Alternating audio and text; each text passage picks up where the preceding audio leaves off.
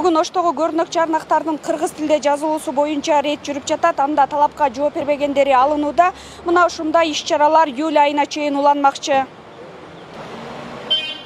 Оштун Курманжан Датка көчөсүндөгү коммерциялык түйүндөрдүн аталышы алардын жарнамаларынын 90% талапка жооп бербейт. Бул жергиликтүү бийлик уюштурган рейдтин жүрүшүндө аныкталды. Эреже боюнча кызмат көрсөтүүчү бардык ишканалардын аталышы жарнамалар алгач кыргыз тилинде жазылып, кошумча башка тилдерде жазса болот. Мындай талап эскертилгени менен ишкерлердин көпчүлүгү аны аткарган эмес. Мындан улам айрым көрнөк жарнактар алынып салынды.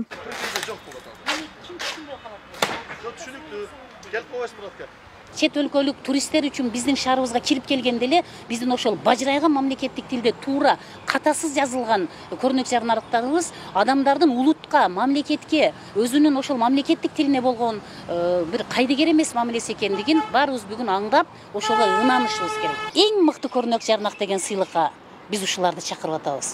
Жылдын жыйынтыгында өзгөчөлөнгөн ушундай бардык биздин критерийлерге жооп берген ишкердин көрнөк жарнактарына биз жылдын эң мыкты көрнөк жарнагы деген сыйлык берели деген бир жакшы нерсе менен баштап жатабыз. Негизи шаарда кандай гана ишкананын аталышы жана жарнамасы илинбесин милдеттүү түрдө Ош мэриясынын муниципалдык менчик башкармалыгы менен келишип, мамлекеттик тил комиссиясынан өтүшү керек. Муниципалдык менчик башкармалыгы буга чейин рейдтер түшүндүрүү иштери жүргөн деген менен өзгөрүш болгон эмес. Анткени көптөгөн ишкерлер өз билемдик менен аталыштарын, жарнамаларды башка тилде жазып коюшкан. Азыр аябай эле көп экен андай.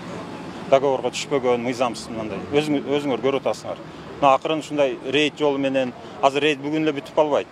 Полностью ушу бир ай эми жүрөбүз, шаар тазалайбыз, мыйзамсыз рекламаларды тазалап, только мыйзамда калтырып иштешебиз. Эскертүү беребиз, булар бизге келиш керек.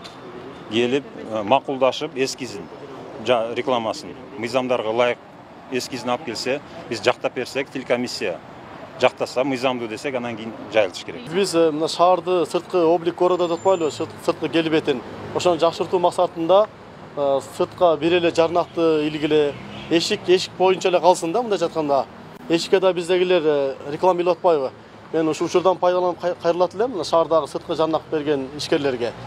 Дубалдагыларга бирден гана жарнак жагылса, эшик терезеге жабыштын кереги жок да, зарычылыгы жок. Аталышы сулуулук салону болду, ичинде менюсу боло бериш керек да. Ал кандай кызматтары бар, кызмат ичинде болуш керек. Ошо бизде азыр мына кызматтарын эмес сыртка чыгарып атпайбы? Ал деген көрктү бузуп атат да шаардын. Рейдте эскертүү берилген ишкерлер 3 күндүн ичинде жарнактарды, аталыштарды кыргыз тилинде жазып текшертиш керек. Зарыл болсо кичине тамгалары менен башка тилде жазса болот. Эскертүүгө баш ийбегендердин жарнактары бузулуп, юридикалык жактары каралат. Буга чейин рейдте жүргөн, кандай кайсы деңгээлде жүргөнү боюнча менин маалыматым жок.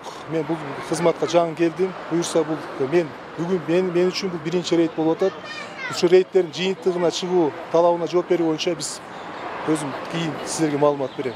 Эгер ошол биздин талапка жооп берилген кайрадан эле көрнөк жарнактар, дүкөндөрдүн аталышы илине турган болсо, анда катуу чаралар көрүлөт. Эске салсак, буга чейин Ошто жарнамалык тактайчаны ижарага берүүдө мыйзам бузуулар болгонун айтып, жеке ишкер Рысбек Эргешов мэрия менен соттошкон. Шаардын көркүн бузган жарнамалар боюнча да түрдүү сындар айтылып келет. Жарнама калканчалары үчүн ишкерлер 1000 сомдон тартып, миллион сомго чейин ижара акысын төлөшөт. Көрнөк жарнактардан 2020-жылы шаар казынасына 12 миллион сом түссө, 2021-жылы 10 миллионго жакын каражат жыйналган. Бул жылы 16 миллионго көтөрүү пландалып жатат. Жалпысынан Ош шаарында 246 жарнама калканчалары бар. Анын 16сы мэриянын балансында. Зыягүл Болот кызы, Асылбек Турдалиев, Медиа жаңылыктары.